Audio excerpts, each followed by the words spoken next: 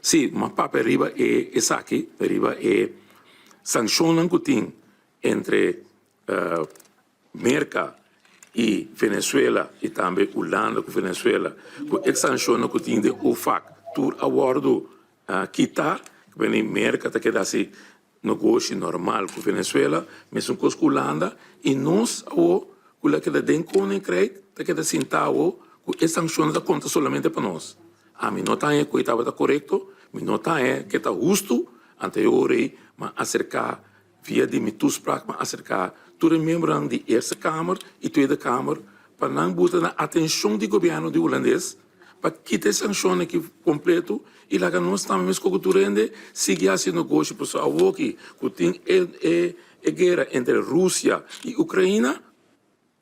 tu rende esse negócio com Venezuela, então não se sinta com o vaak opgelegd door een país que tem net nada de visa nós den reino. Então, em vez de nós tenha apoio de Holanda para eliminar essa aqui, não, ela lá que queda conta para nós. Então, esse estava eigenlijk minha petição na Holanda, na Eerste e Tweede Kamer, para não fazer de uma maneira ou outra, para que sancione que também disperse para parte de Kosovo.